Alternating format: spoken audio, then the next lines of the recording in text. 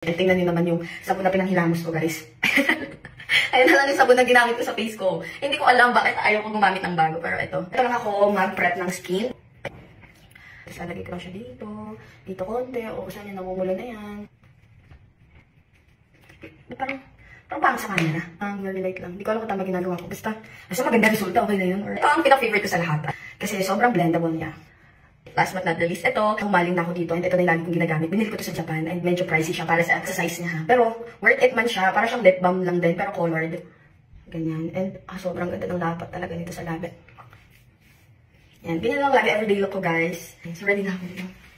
Right? At saka ang haba na ng hair ko, no? Siyempre, bago ako umalis, mapa-perfume muna ako. Ito kasi ang favorite ko talaga na scent sa mga perfume ko, si Haru at saka si Fuyu.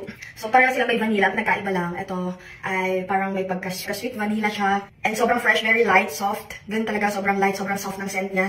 Sobrang parang kang baby girl ang scent niya, yes. Alam mo ba, ito nagkaroon lang ako nito kasi may nag-return. Ito naman floral vanilla, like very elegant talaga. Pero kung pang everyday, pwede siya pang everyday, pero magugulat ka lang sa unang spray mo, kala mo super intense ang scent, like hindi mo pa ma-feel yung pinaka-scent niya. Pero pag nag-set, sobrang bango. As in, sobrang bango, like aamoy mo ng aamoyin, ganun. And ang gagawa ko dito, talaga, nagtatapaan na. Oh! Diba? Medyo malalim.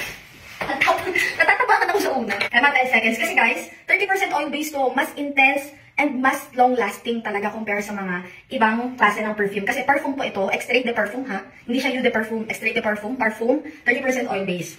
So, yun lang, bye!